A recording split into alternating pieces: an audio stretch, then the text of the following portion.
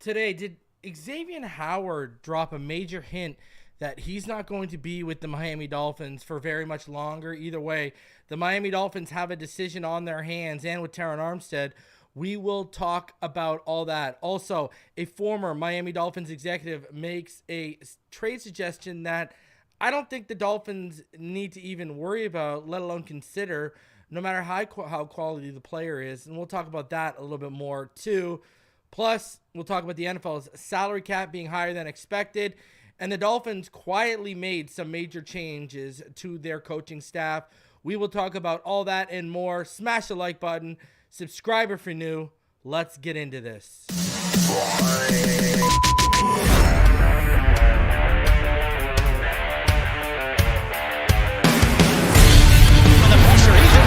Loses the football. Touchdown! Got it! You have got to be kidding me. Jaylen Waddle has a Dolphin touchdown. And he will score! Field down the near side, man open, touchdown!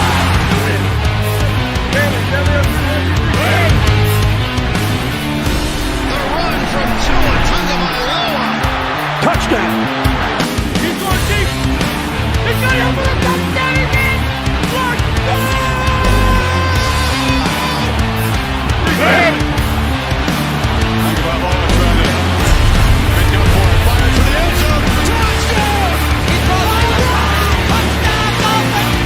Beautiful day to be a Dolphin fan. Let's go!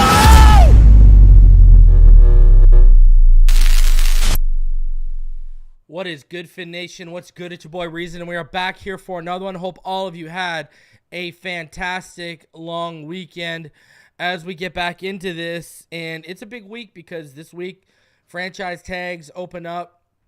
You know, we'll start to see what's going on here, and we've got some good news regarding the salary cap over the weekend with its expectation, and we will get into all of that, and plus Xavien Howard and much more.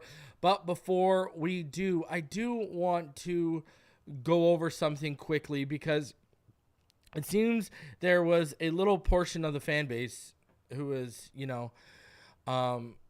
getting involved in the whole Barry Dudley thing, and it seems like some people really wanted some clout off of it, and they were saying some ridiculous things. And one of the things that came up is, why doesn't Reason ever get called out for the way he calls out people? Because when I call out people, it's justified. Shall I take you down memory lane? Listen, I'm cool with the Finns tailgate right now, but when I called them out, they allowed Master at Work to come up there and lie about me contacting sponsors without any evidence, okay?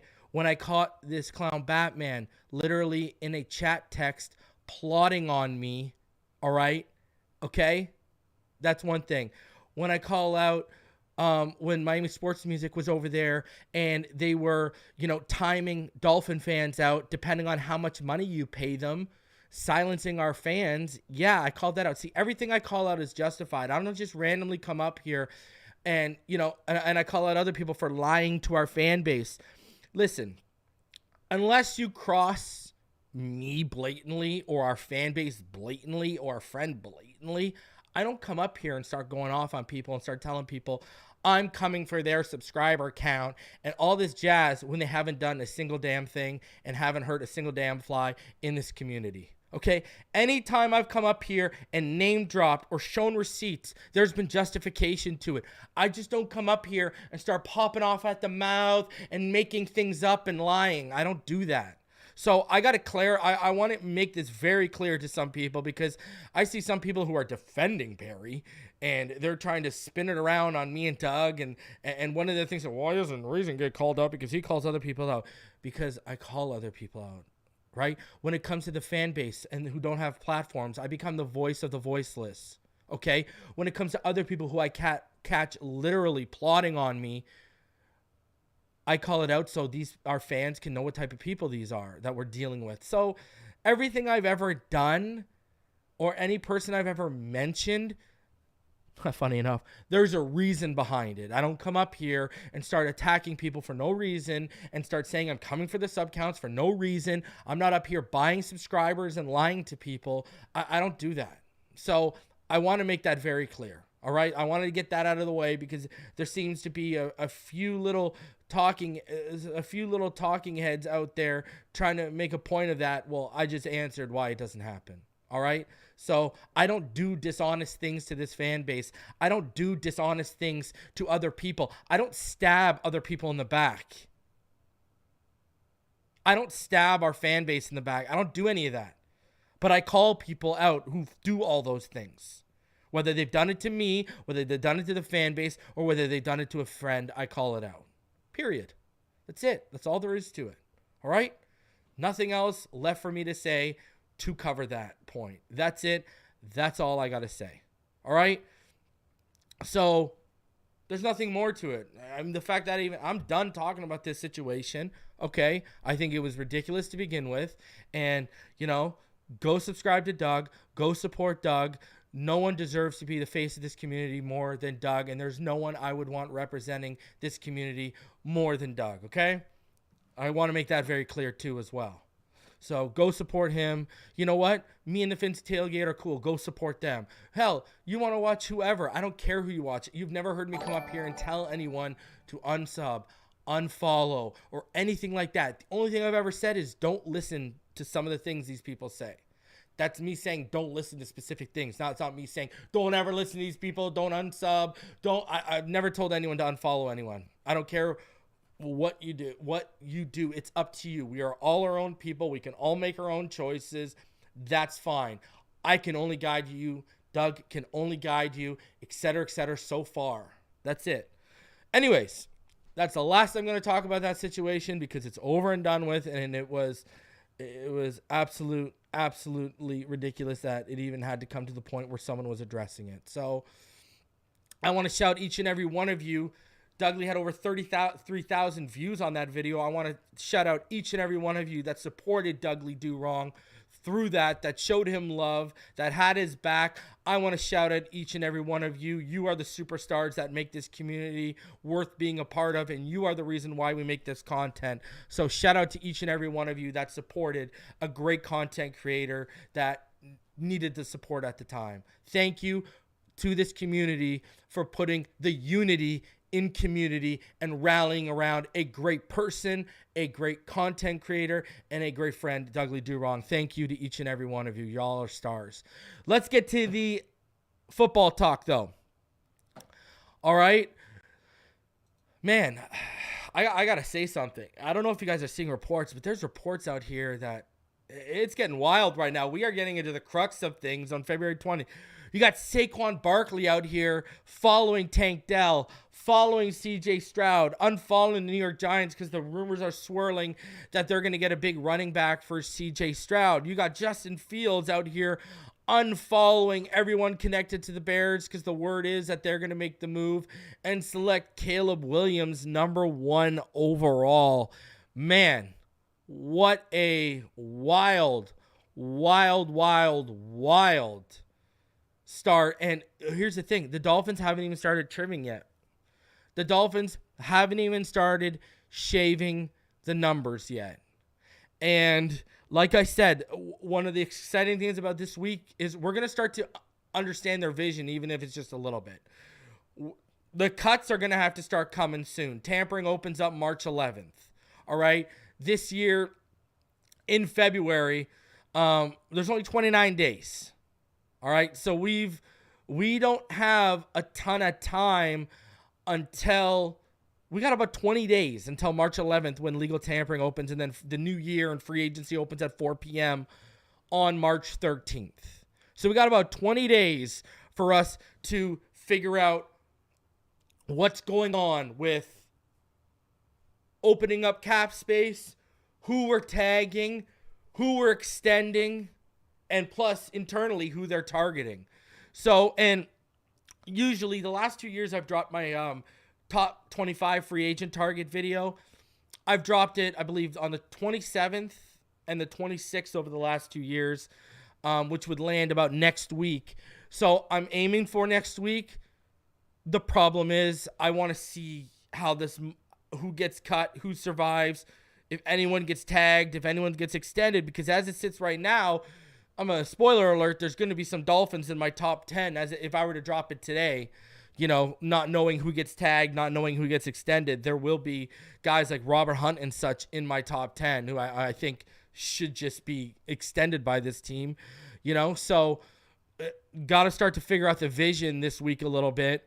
And then when we get into March, I'll drop my first big board. And, the big boards will really start coming after you guys after free agency opens. And we understand how the positions and the roster needs get filled up. And we start to get a little bit more clarity on what this team needs, et cetera, et cetera. Because as it stands, I already did my team needs video heading into free agency and heading into free agency, but also when we were heading into the draft as well. And I had about 11 between starters and depth. We had about 11 needs that I came to the conclusion of. So again, we go back to this. We talked about this. You just look from the defensive side. You look at our linebackers. You look at Joe Barry and Crow, our outside linebackers coach. You look at what they got to do right now. That's no easy task. We don't know what's happening with Jerome Baker. We haven't seen anything out of Channing Tindall, right? Duke Riley, he's a free agent, I believe it is, as it stands. Joe Barry's got his work cut out for him on the inside. Then you go on the outside with Crow, and look at Crow. He's got no Phillips. He's got no Van Ginkel. Cameron Good's even hurt because Van Ginkel's a free agent. Bradley Chubb's out. He's going to have to work some absolute magic coming off the edge there with what we're doing. So, man, there's a lot of work to be done. And we're just talking about the front seven on the defense. Go look at that, offensive. Let's talk about the trenches and on the offense right now. And you look at what we have under contract right now, right? We've got no Robert Hunt. We've got no Connor Williams. Isaiah Wynn's even a free agent. Kendall Lamb's a free agent. Right now under contract, really, when you look at guys who were on the roster last year, Taron Armstead, Keon Smith, Lester Cotton, Liam Eichenberg, Robert Jones is even an RFA, and you got Austin Jackson. So our interior is, and I know there is fear amongst this community that they might see Liam Eichenberg as a starter. I don't believe that. I will be shocked if the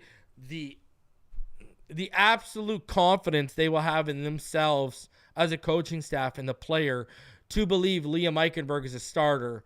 Oh boy, that's next level. That's bordering arrogance for me. I'll just call it what it is. That is arrogance for me. Do you think he's a 16-game starter? Look at the receiver group. Look at what Wes Welker's the job he's gonna have cut out for him. Cedric Wilson Jr. He just had on February 16th. He was voided. His voided year. He was made a free agent. So Cedric's gone. Braxton's gone. River Craycraft's a free agent right now. Chase Claypool, Robbie Chosen are free agents right now. All we have right now is Jaylen Waddle, Tyreek Hill, and Erik Ezukanma. And then we get into the Anthony Schwartzes on the practice squad and such. There's a lot of work to be done. A lot of work to be done. And then, hell, there could even be work at the running back room like I keep bringing up. Who's to say Raheem Mostert is going to be fine with playing with no guaranteed money this year after he scored 21 touchdowns last year? Raheem Mostert's going to be looking at us and saying, brother, you better pay me. And you can get rid of him and Jeff Wilson, and you're going to save over $6 million. So, there is quite a bit when you actually take this into consideration. On both sides of the ball, our positional coaches have their work cut out for them. For real. Shout out to Dubs MC. Welcome to the Pro Bowl, my friend. I appreciate you. Hey, that's what I said last year. Let's go. Have him as wide receiver 6 or 7 and mainly the returner. I'm down. But I got a little faith in Welker, and I'll tell you why.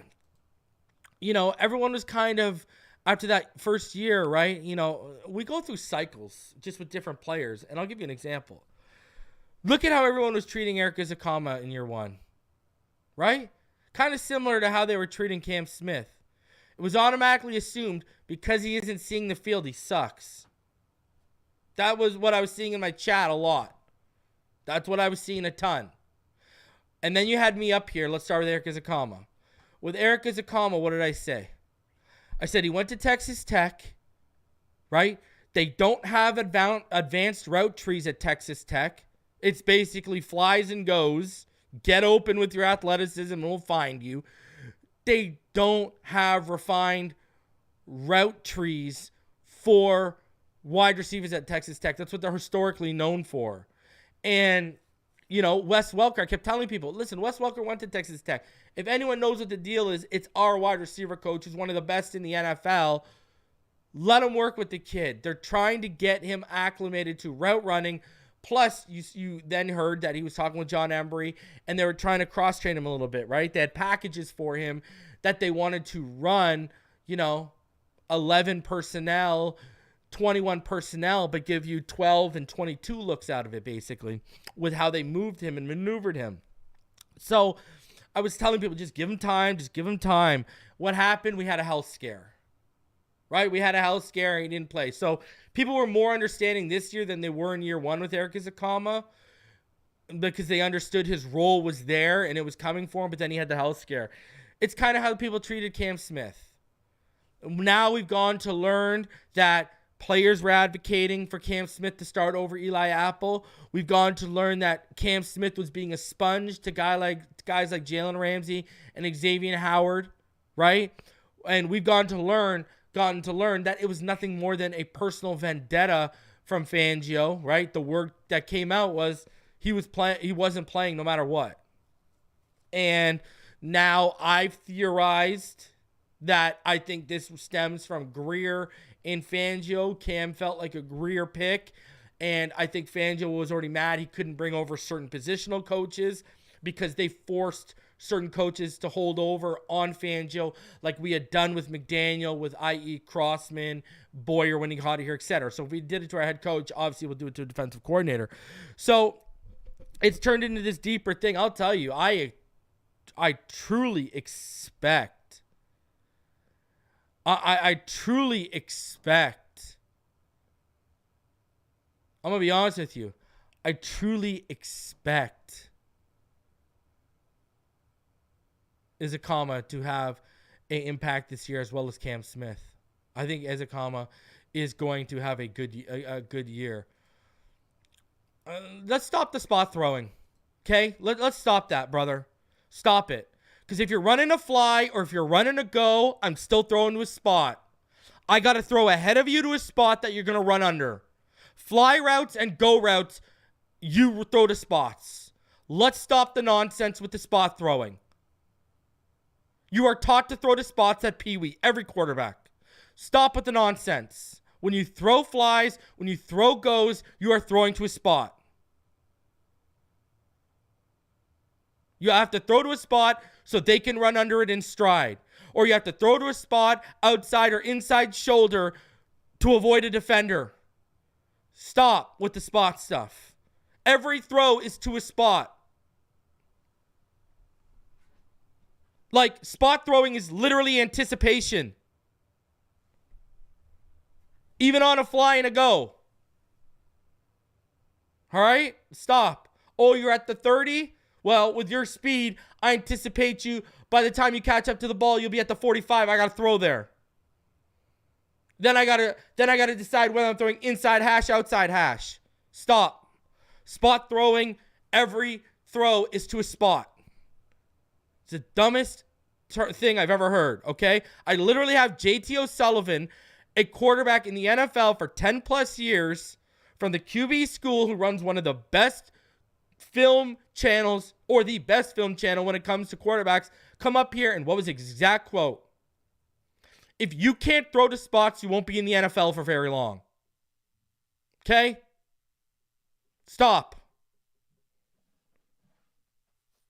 So, let's get that clear and out of the way. You're always throwing to a spot on the field. That's how the game works. And if people don't understand that, Don't talk about the quarterback position because you don't understand basics. All right? Like, that's just such a dumb narrative. And the fact that people push that narrative, stop falling for dumb narratives and the okie doke. Please. My Lord. I expect our fan base. I've been doing this for almost 5 years. Well, I've been on YouTube for 5 years. This channel's been up since March 2020. So it'll be 4 years this year. I've been here long enough where I expect people to be smarter than that. Please, for the love of everything holy. So let's get into this and shout out to the homie Kevin in the chat. I see you, bro. I want everyone to shout out Kevin. I forgot to text you, brother. Everyone needs to shout out my homie Kevin right there. He just got some fantastic news. Him and his wife are expecting. Congratulations to you. And thank you, Kevin, for bringing another Dolphin fan into the world. Love you, homie. Appreciate you, homie. And shout out to you. And many, many blessings to you and your wife, my friend. All right? So shout out to Kevin. Great dude. So let's keep it rolling here. Let's get into the big news. And the big news right now is Xavien Howard. And we're going to get into it. There's a couple things to cover here with Xavien Howard. So let's start off with what the Cryptic post Xavien Howard decided to put on his Instagram today. All playing it. Well, what you said about the windows is correct. That's why you didn't hear me pushing you back on the windows, Jay. Because, yes, he does have to get to certain windows. He has to understand soft spots in zone. He has to understand where the windows are going to develop, et cetera, et cetera. That's why you didn't hear me push back on the windows. The spot throwing, though, no. So let's get into what Xavien Howard said on what he said about he didn't say anything. He posted this. Sometimes, man. Sometimes you gotta leave. Sometimes you have to go away from home in order to be truly valued and appreciated. And maybe find yourself. I mean, sometimes in the wilderness, you'll find something valuable and you come back and you can really enjoy it. So, listen, this Cryptic tweet and just come out and say, now Omar Kelly's come out and said that he's already said his goodbyes and he's already said goodbye to everyone, blah, blah, blah, blah, blah. Now, there's a few things here we got to cover regarding this. Number one, why does that tweet matter? Because the Dolphins have a decision to make on Xavien Howard very, very soon. Very soon. How soon? I'm going to show you how soon. When we go to the contract triggers calendar on Over the Cap for the Miami Dolphins, there's a few up here that stand out, okay? Waddle's getting his roster bonus. I ain't worried about that. March 15th and March 16th. $4 million is guaranteed, and there is a roster bonus. The roster bonus is due for Xavien Howard, which is $4 million guaranteed. The next day with Teron Armstead, $8.25 million is guaranteed. So this is coming down very soon. March 13th, Jaylen Waddle. The reason why you see that is when the new league year opens up. Okay, so that's why you see that. Now, you go and you look at this, and you look at Xavien Howard. Not only does $4 million get guaranteed, as you see here, you see right there, $4 million gets guaranteed, but look at the roster bonus, ladies and gentlemen. $3 million roster bonus as well.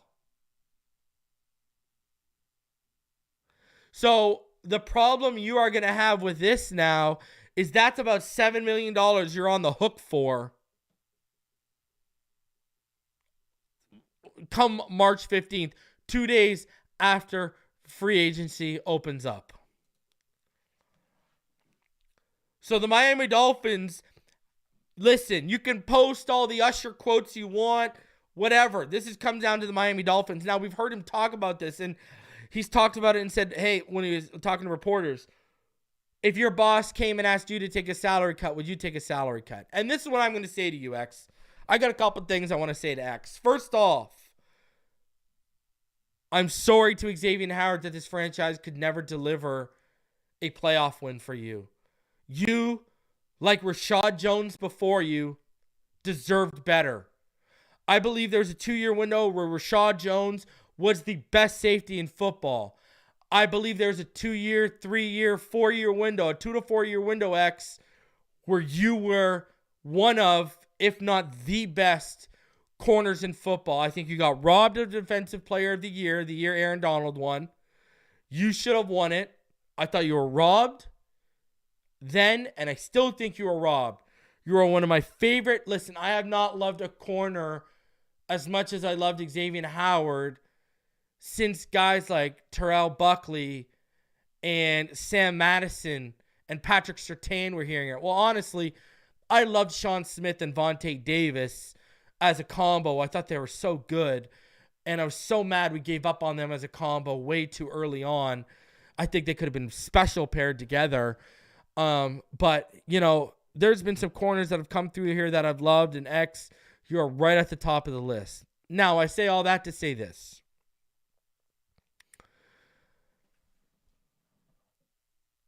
You kind of owe this franchise a little bit. You know, I would technically agree with asking to take a pay cut thing, but now you've put us in a position where we have to cut you post June 1st because that's the only way we save money. We can't cut you or trade you pre-June 1st because the cap hit is too big. We have to cut you or trade you post June 1st. That's number one. So you've put us in that position. And number two, you put this organization in a position a couple years ago. We did something for Xavien Howard not many franchises have done since or at all. We gave you new money when the ink on your new contract wasn't even dry because you weren't happy with how you negotiated it. You got new representation. You walked in and said, I want new money. And this organization and Chris Greer and Brandon Shore, they appeased you. They bent over backwards to make sure you're okay. Now, I get it. You were mad they drafted Noah Benogany. But brother, yes, Greer made the call, but that was a Brian Flores decision. He's gone. So my whole thing is here, in fairness, even if it's for a year, you should be you owe us one now.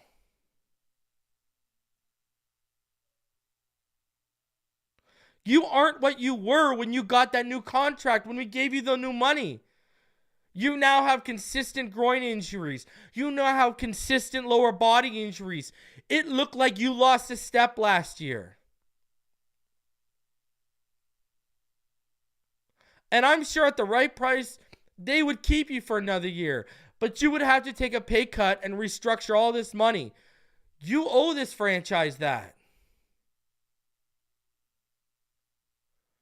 They bent over backwards and did something no other franchise was doing for any defender that had a newly signed contract. So they scratched your back, but you're not going to scratch theirs. And again, I love Xavien Howard. I love what he's done here, but that is the one disappointing thing second disappointing thing. First being we never won a playoff game for him. Well, first being we never won a playoff game for him. Second, he got screwed out of a Defensive Player of the Year. And the third being that you didn't scratch their back after they scratched yours. And I get it. You got to be worried about yours. You got to be worried about your family. But, my friend, how much money has Xavien Howard earned? He's earned enough where he's not going to die a poor man. All right?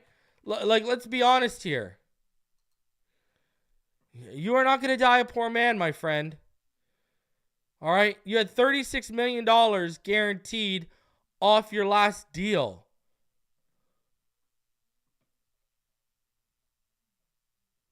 I mean, you know, you've made over almost $50 million. So, listen. I appreciate what X has done, but it's clearly obvious he's ready to move on. It's clearly obvious it's over. And listen,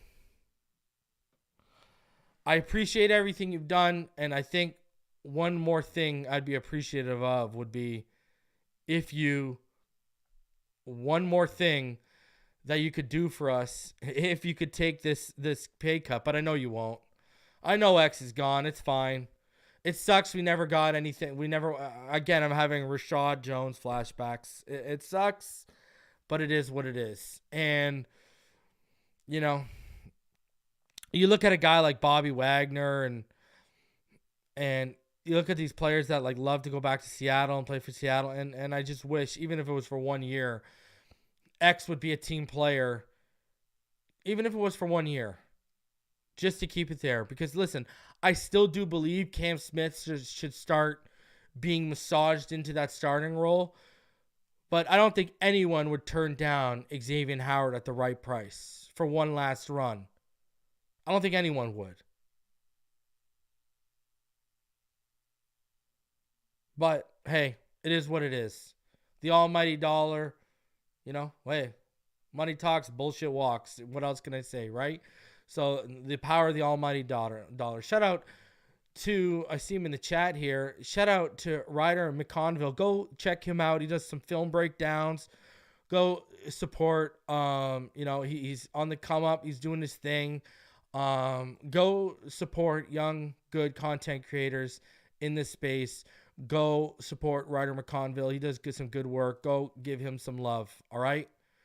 Go support good young content creators who are trying to come up in this space, all right? Those are the ones who deserve the support, all right? Not the other people, that goes without speaking, right? So go show them some love, all right?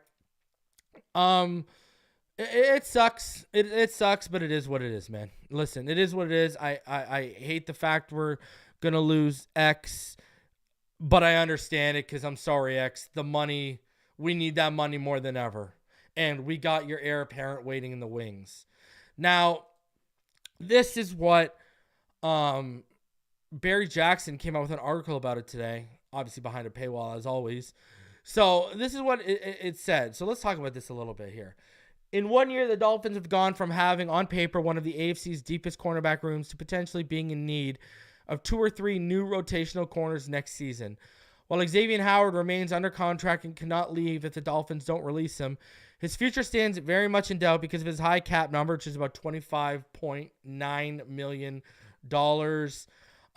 Good luck to you getting that this year, X. And the fact that his entire 2024 salary, which is about $15.4 million, is non-guaranteed. At this point, it would be at least somewhat surprising if he returns next season, though it's not out of the question. This week, Howard posted on Instagram story these words from Usher. I just played it. An NFL associate of Howard, someone who has a relationship with him but does not work for him, said his sense is that Howard is very much open to outside options and would be reluctant to take a big pay cut to remain here, which he's pretty much publicly made known, but couldn't say with certainty that what he would do if he was asked to take a small pay cut. A source with direct knowledge said to this point, the Dolphins have not informed Howard whether they're keeping him or have not asked him to take a pay cut. Howard missed the final regular season game and playoff game with a sprained foot. At an introductory news conference last week, new defensive coordinator Anthony Weaver did not mention Xavien Howard when listing players he's looking forward to coaching next season. The problem with cutting or trading Howard is that there would be minimal cap benefit to doing so before June 1st. If he's cut or traded before that date, he would carry a $23.1 dead money hit.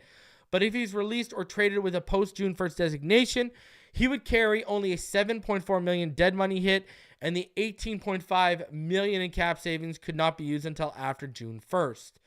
Besides the possibility of needing to replace Howard, the Dolphins also must decide how to fill slot cornerback, where Kader Kohou regressed this season, and whether to entrust a top 4 cornerback slot to seldom used Cam Smith or sign a veteran backup. Nick Needham, who was used sparingly after his October return from a torn Achilles, and Eli Apple will be free agents. So the Dolphins will be in a position where they need to add 3 cornerbacks. 1, a starter to replace Howard if they decide to part ways. 2, a nickel corner to challenge Kohou. 3, a cheap veteran to supplement or A, Jaylen Ramsey, B, Howard, or whoever replaces him, C, Kohou, and D, a veteran nickel option.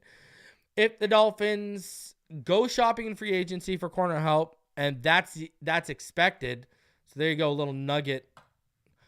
Here's a look at the options broken into categories, high usage ones. There are 75 free agent cornerbacks, and the 21 who played heavy snaps would warrant starters money, and that includes L'Jarius Sneed, Adoree Jackson, Kendall Fuller, Stephon Gilmore, Michael Davis, Jalen Johnson, Jeff Okudah, Kenny Moore, and Chidobe Awuzie. There's Steven Nelson, Levi Wallace, Jordan Lewis, Keyshawn Nixon, Sean Murphy-Bunting, Miles Bryant, Antonio Hamilton, Kristen Fulton, Fabian Morrow, Ryan Neal, Akello Witherspoon, and Amik Robinson. Of that group, some would seem out of the question from a financial standpoint, such as Jalen Johnson, who had a 33 passer rating in his coverage area, or Sneed. Yeah, Sneed's getting big money. Awuzie and Fuller probably wouldn't be quite as pricey, but could command in the $7 million to $10 million per range. Both would be solid options. I mean, hell, if Xavien Howard's willing to take $7 million, I'm down for it. So would these aforementioned corners who had passer ratings below 100: Witherspoon, Morrow, Gilmore, Murphy, Bunting, Okudah, Kenny Moore. I'm not a huge...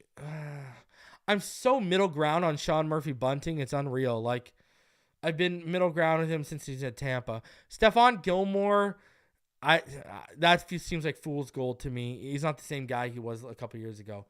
Part-time starters. Now, the guys he mentions here are C.J. Henderson, Rock Ya-Sin from Baltimore, which would make sense given the tie to Weaver, Jalen Mills, Shaquille Griffin, Dane Jackson, Ronald Darby, Isaac Yiadom, Chandon Sullivan, and Arthur Mallett. Of those players, started 3 to 10 games last season. All are at least serviceable.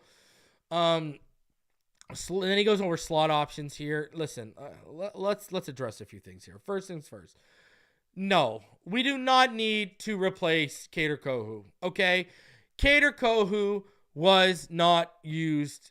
I don't think he was used properly last year. I think what was done to him wasn't beneficial to a young cornerback.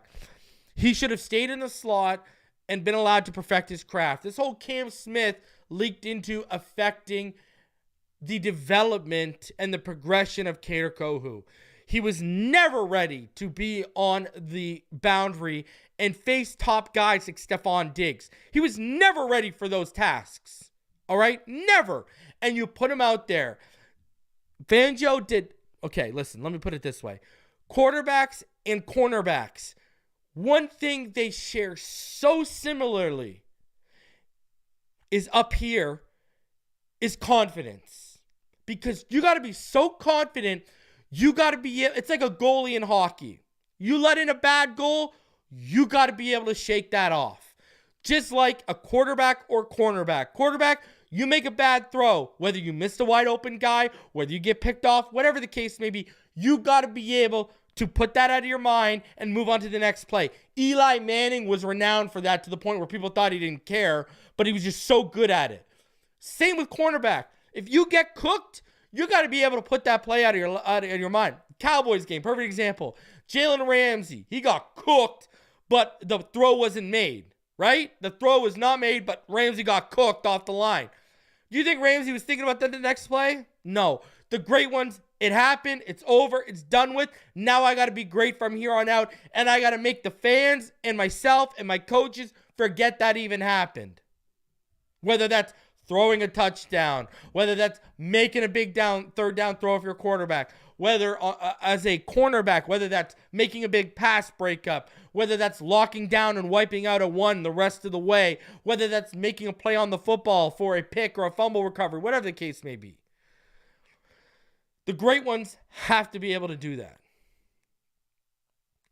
And Kader Kohou, you are putting him in a position where the kid was probably doubting himself. And, like, you know, I just don't think, I think Kohou needs to go back to the slot. And I'll tell you this, you've got his competition in the building. For some reason, it didn't seem like Fangio was a fan of Nick Needham last year. I don't know what it was, but we've seen Nick Needham play at a high level in the slot. Bring him back on a year deal under Anthony Weaver. When Anthony Weaver talked about guys being multiple and being aggressive, and then he talked about we're going to do a lot of things in this defense, a lot of this personnel is already done before. Nick Needham is a guy who he's okay. He's played okay when you put him on the boundary, and he's been damn good when you put him in the slot when you've needed him. You've got the guy, and he's on the cheap. Bring back Nick Needham for cheap. Nick Needham can play ball. I don't know what the problem was last year. Maybe they didn't like where he was when he returned at the stage from healing. I don't know what, or they saw something in practice we didn't see in terms of explosiveness. Whatever the case may be. You might have the option right there. This whole notion, because I've seen Barry mention it a bunch of times. No. Kohu is slot corner one. He is our top nickel guy. I'm not down for going to search for a slot corner to take that in one spot. Kohu, we need to see what we have. We've got one more year before he's due money. Let's see what we have. So this whole notion of looking for, I don't see a point in that. Now I'll get into some corner options I like when I do my top 25 free agents. So don't worry about that. I think if you're getting a guy who can rock your sin, makes a ton of sense. Got voided out by, he's been made a free agent by the Baltimore Ravens, right? He makes a ton of sense. Makes a ton of sense. And now when you talk about replacing Xavien Howard, it's Cam Smith time. It's time to see what we got with Killer Cam.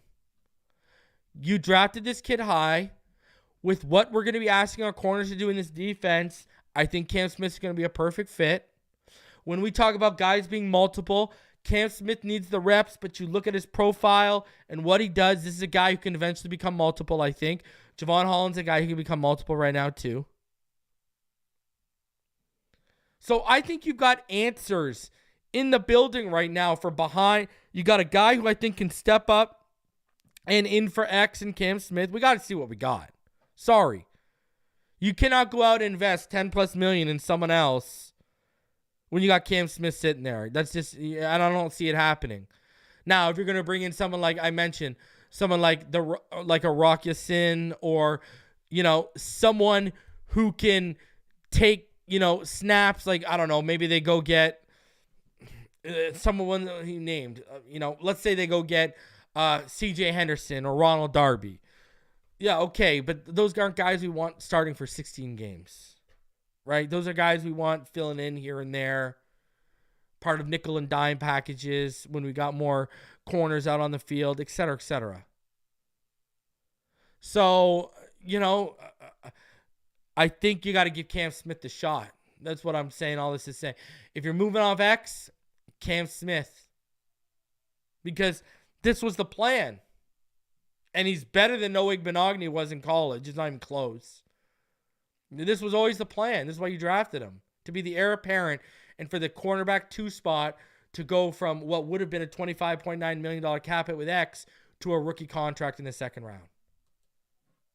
And I guarantee that conversation was had with Anthony Weaver. I can almost guarantee you. Smash the like button. Subscribe if you're new. Appreciate all of you. And man, look at safety. Where do we go? Deshaun Elliott? Do we, Geno Stone's now out there. Do you target a Geno Stone? Man, we even got safety decisions. Brandon Jones is a free agent. We're missing a starter at safety, and we got questionable depth. Man, that secondary is going to look a little different this year. That's for sure. That's for sure. And we did get some good news yesterday. If you guys didn't see, we got some good news. Here we go. So, as the new league year creeps closer and closer, all teams are bracing for the final word as to the team-by-team cap limit for 2024. The process isn't as easy as it seems. Every year, the league and the NFL Players Association negotiate the number with various factors coming into play. In the past, it has been higher than perhaps it should have been. The year after the lockout, for example, it was believed that the league agreed to ensure that the cap would not fall in comparison to 2011 in order to avoid a mutiny with the union. Currently, There's a thought that the league wants to avoid a massive spike in the cap, opting instead for a smoothing of the cap as TV deals and gambling money increase and the losses from the pandemic slip the books. For now, multiple sources have indicated that the teams expect the 2024 cap to be in the neighborhood of 242 million and 243 million. Another source in response to that number had this reaction, quote unquote, more. Whatever it is, it's a far cry from the initial cap back in 94 of 34.6 million. And here we go.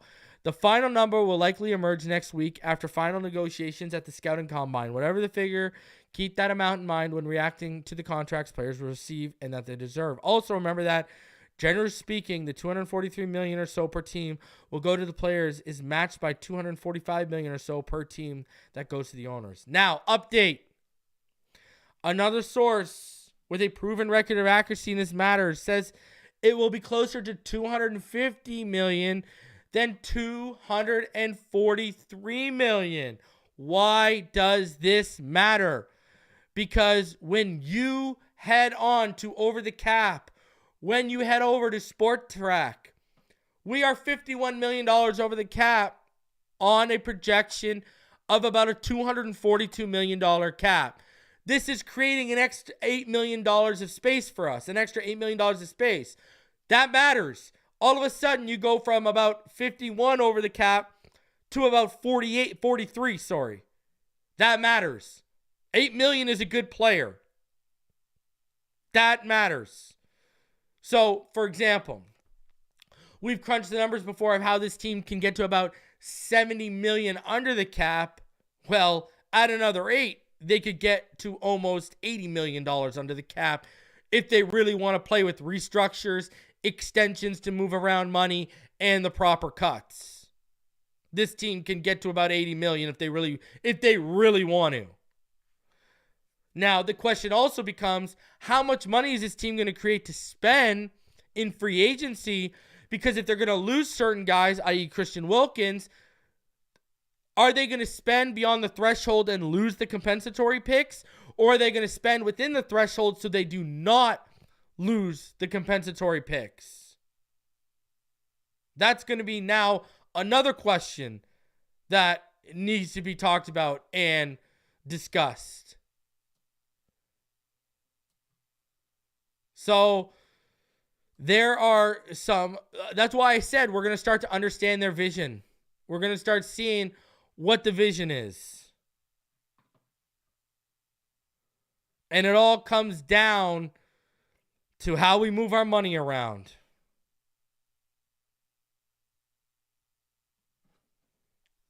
So, very, very, very interesting to see how this all works out. And now we know we got a little bit more extra money to play with potentially here. And that's a damn good thing. Thank God. Thank God. You know? So, anyways. Let's continue on because now we have some hirings from the coaching staff. All right? And, you know, well, one thing I do want to continue to add here is, you know, again, we got the NFL Combine starting on February 27th. It'll go to March 4th. And March 5th is the deadline for clubs to designate franchise tags or to transition players. So, again, over these next 2 weeks, and it all opens up this week, we are going to start to understand the vision of this team for free agency and potentially the draft. It's a lot different than other years. You know what I mean? It was a lot easier to do the top 25 free agent targets or, you know, draft big boards because we didn't have this much money coming up and we didn't have these many contracts to either extend, re-sign, or, you know, fill in with potential people in free agency and draft. So it's a lot more finicky of an offseason right now for us content creators in terms of free agent targets and in terms of big boards. Because, I mean, I usually drop 5 big boards every year because I do film and all that kind of stuff. And right now, if the draft was tomorrow, I'd have to drop more than 5 big boards. So, Very interesting. So now let's get into some hirings here. The Miami Dolphins, they hired former NFL defensive back and assistant coach Ronnie Bradford, who was Montana's defensive coordinator last season. He is returning to the NFL. He is joining the Miami Dolphins as their senior special teams assistant. So in 2023 with the University of Miami, he was the defensive coordinator. He was also the safeties coach. All right, he was defensive coordinator and safeties coach at the University of Miami. It's interesting he's being moved to senior special teams assistant. We know they've fired everyone there except Danny Crossman. All right, they fired one of his assistants, and now you go, and here we go, right? Now, you know, this is a guy who, when he started coaching in 2003 with the Broncos, he was an assistant special teams coach back then. He was eventually promoted to special teams coordinator. That's where he met. In Denver is where he met Mike McDaniel. Right? In 2005, he overlapped with Mike McDaniel, who was an intern in Denver. This might be Danny Crossman's replacement in-house. That's what this reeks like. Danny, you better get it right or you're not even going to see it through the season. That's what this smells like. We got the guy in-house where if I don't like what I'm seeing throughout the season, you're out, he's in. That's what this smells like to me. Now, he also coached defensive backs in Denver in 2007, 2008. He was a defensive assistant with Kansas City 2 years following that. And since 2010, he's been in the college ranks. He's been with California, Louisiana Tech, USC, and now Montana. Now, Danny Crossman's entering his sixth season as special teams coordinator. Now, Brendan Farrell was his special teams assistant who was canned this offseason, right? Bradford stepping in for that. And to me, this seems like they're getting the guy in-house and ready to go. I don't know if Crossman has pictures on anybody. I don't know how this guy has more lives than a cat. All right? He's got more than 9 lives. It's ridiculous. All right? It's just flat out ridiculous. I don't know what else to say. But it looks like they got the guy in-house where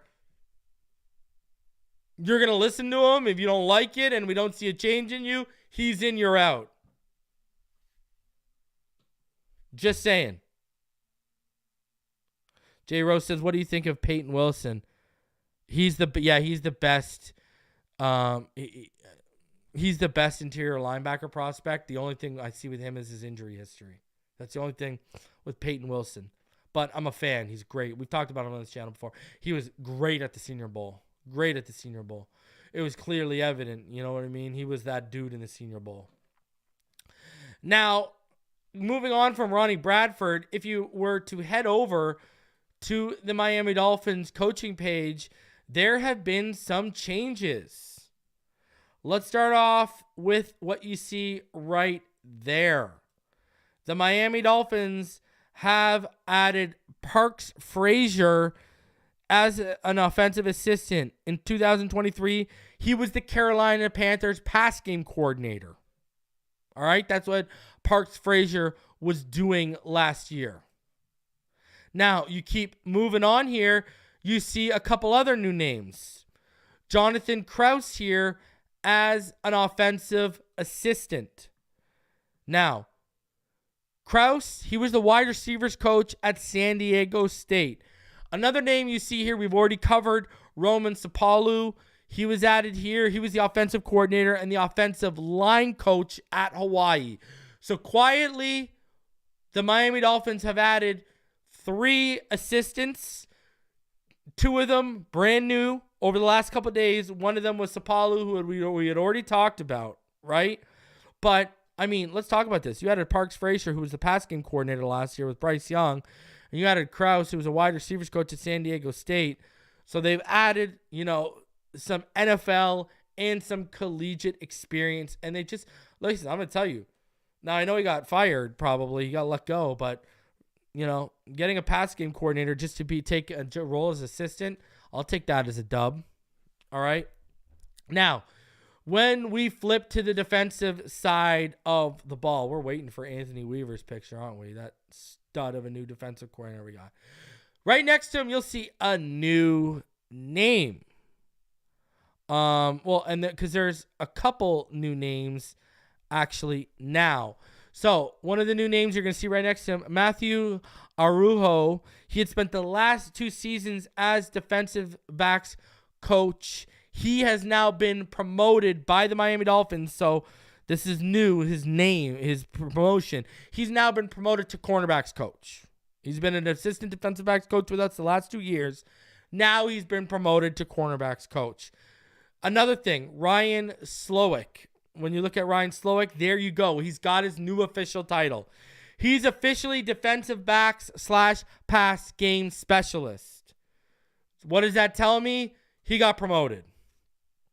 Pass game specialist is a defensive version of basically passing game coordinator. He got promoted. He was just an outside linebackers coach last season. Did such a great job. He's now going to be the defensive backs coach and the pass game specialist. So he got a promotion. Either way you slice that, they promoted him. You can tell they're grooming him to be a coordinator eventually. I'm going to tell you this. If Anthony Weaver's 1 and done or 2 and done because he does a good job, Slowick would be a name in-house that would probably be at the top of that list. All right? Now, 2 new assistants they have added, you will see here, is Kinji Cotton and Matthew O'Donnell. Those are 2 new names. Now, Cotton, he was the senior defensive assistant at LSU in 2023. O'Donnell was an assistant at Brown. He was the defensive line coach. Now, O'Donnell, he overlapped with Weaver when Weaver was in Houston. O'Donnell was a defensive assistant when Weaver was the defensive coordinator and defensive line coach. So you've got a guy like Matthew O'Donnell. He's got a tie directly to Anthony Weaver. And Dubs MC said, did we lose Sam Madison? Yes, Sam Madison was relieved of his duties. Yes. Guys who will hold over is Austin Clark. Austin Clark is another name. They love him. He's been around through a few regimes. That's another name to watch. Him and Slowick are guys to watch. Guys to watch on that side. So, and obviously Joe Barry, because, his experience and such. But there you go. We've had some quiet moves on the both sides of the ball for our staff. All right? So I wanted to let y'all guys know what's going on because there's definitely some news going on there with our coaches. All right? Now, article here from Barry. We're going back to Barry here for y'all, okay? It's called A Waddle Trade Suggestion from an Ex-Dolphins Executive and What's Fascinating About a Reddit Rant. Now, I've been talking about Jaylen Waddle. I've been saying this team should extend him, not trade him. I think trading Jaylen Waddle is counterproductive to what we're building offensively. Hell, we're looking for a seam threat and a third receiving option out of the slot. We can't afford to be looking for a wide receiver 1B as well. Jaylen Waddle is 10th in yards in the NFL over the last 2 years. He's number 2 in yards per reception. He's top 12 in touchdowns over the last 2 years. You do not trade Jaylen Waddle. He is a bona fide number 1 on 20-plus other teams in the NFL. He's doing all these amazing things, not even being the top target. You don't trade Jaylen Waddle. He's the heir apparent. You got to get him locked up because not this season coming up, but the season following in 2025, Tyreek Hill's number jumps to $56.9 million a year for that season. If you can't get him restructured, if you can't get him extended and spread the money out, Basically, if you can't get Tyreek figured out to come down, way down from that $56.9 million, and you got to move off of him, you better have the heir apparent locked up, especially before Jamar Chase, Amon-Ra St. Brown, and Justin Jefferson come through and reset that market. Right now, I think you could get Waddle for between 18 to 24 million per. Those guys that I just mentioned, they're going to be aiming and targeting Tyreek Hill's $30 million a year annual average. You got to keep that away from Jaylen Waddle, period. So when in 2 years, when you got to, not this season, but next season, when you got to make that decision, Waddle's deal in 2 years might be a steal compared to where the market is if you get out ahead of him before those guys come out and try to reset the market, because they're going to try to reset the market as wide receiver ones, while Waddle's got wide receiver 1 numbers as a wide receiver 1B or 2. You got to get ahead of it. I'm sorry. You have to get ahead of it. Don't trade him. But let's see what was said. So the Dolphins in the next year or two will need to decide whether to give Jaylen Waddle one of the richest contracts ever for the team's number 2 receiver.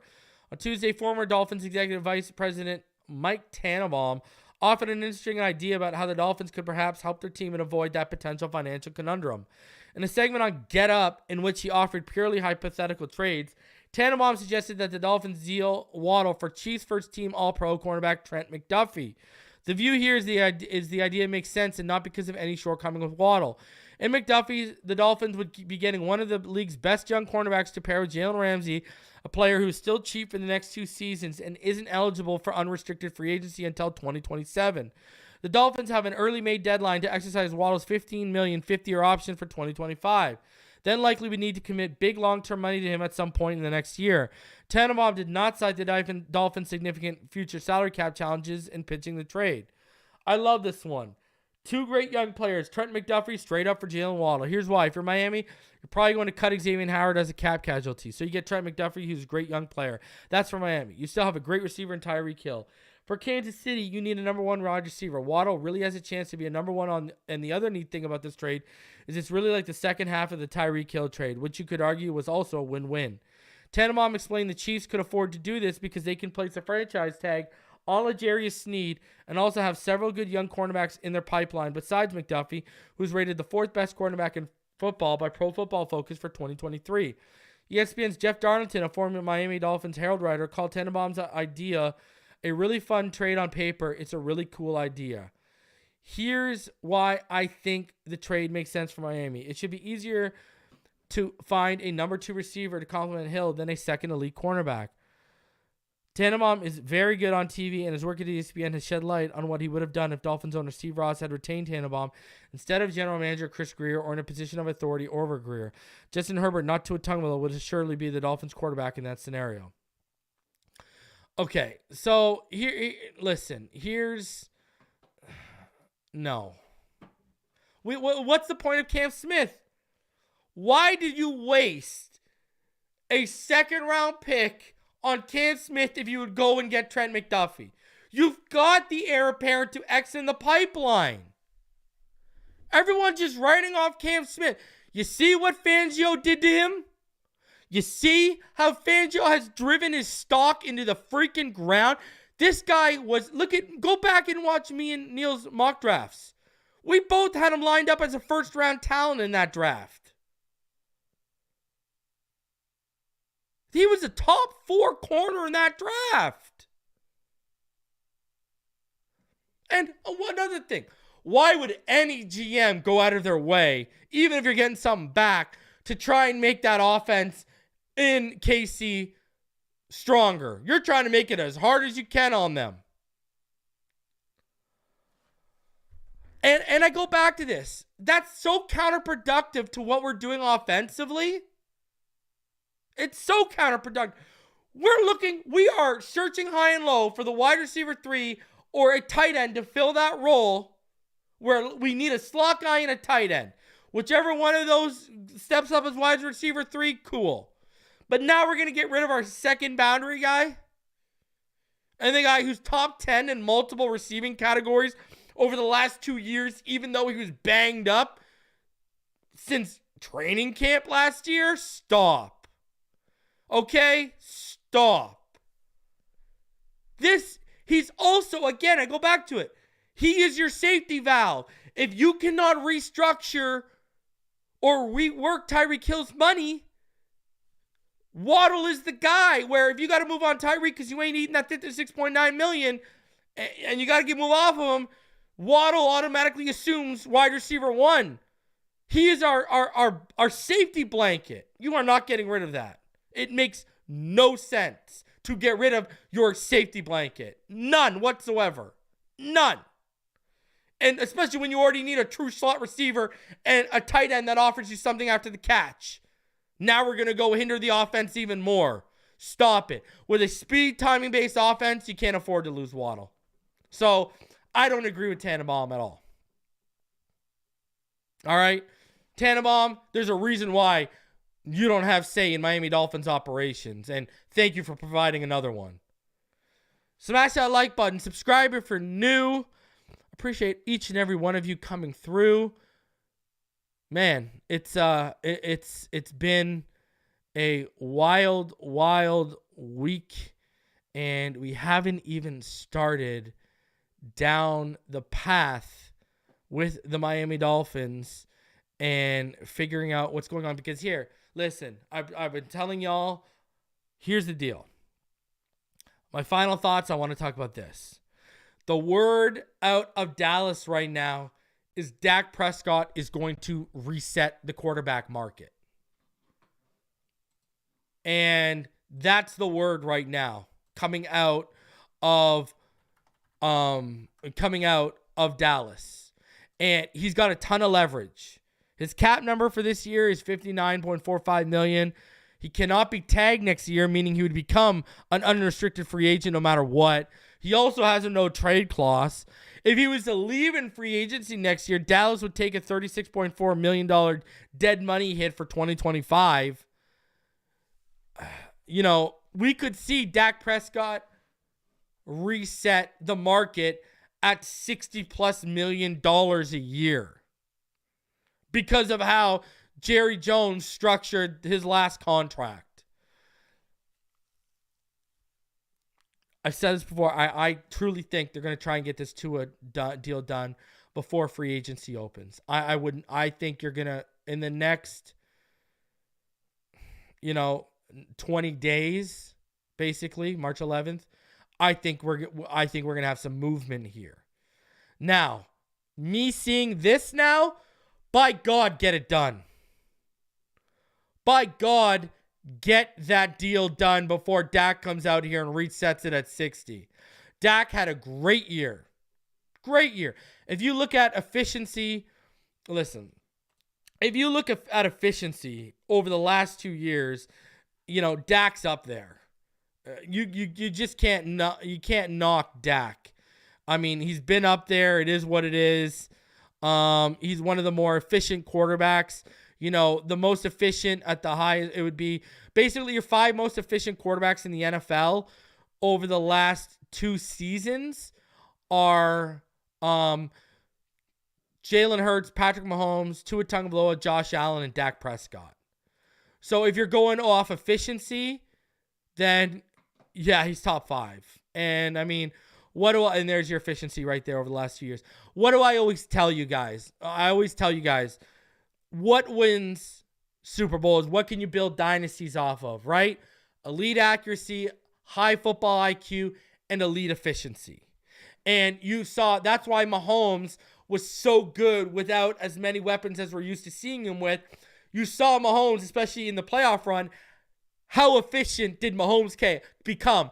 Every throw mattered. Look at how efficient he was on third down. Mahomes was lights out on third down. If you can become that's elite efficiency, elite accuracy, and a high football IQ, that's what Tom Brady built a dynasty off of. That's what Tom Brady built a career off. And that's why I don't think Tom Brady could beat Patrick Mahomes right now, because Mahomes is all 3 of those things, plus he's the physical package Brady wasn't. So, and when Brady lost his weapons, he packed his bags and went to Tampa Bay after the defense was historic for the first 9 weeks, fell off, and him and the offense couldn't keep them afloat, right? We put them in the coffin. Tannehill and the Titans in the first round nailed the coffin closed and threw it into the ground, right? So while you had Mahomes, he didn't have a choice this year. He had to work with what he got. You saw how he elevated Rashee Rice. And we've seen two elevate players. Lynn Bowden. I remember a big portion of this fan base loved Lynn Bowden. Elevated. Mike Gesicki hasn't looked the same since the career years he had with Tua. So we've seen Tua elevate. But, Mahomes, efficiency, man, just get this deal done before Dax. That's all I'm going to say. All right? Because now you're going to see the money start to get reset. Same reason why I want to get Waddle done before Jamar Chase, Amon-Ra St. Brown, and Justin Jefferson come out here and reset the market. All right? Smash the like button. Subscribe if you're new. I will see y'all tomorrow with Richmond Webb and Mr. Ball Game. Then we'll follow it up on Thursday. Me and Neil, we got a lot of content coming your way. So smash that like button. Subscribe if you're new. And I will see y'all in the next one. Fins up all day, every day.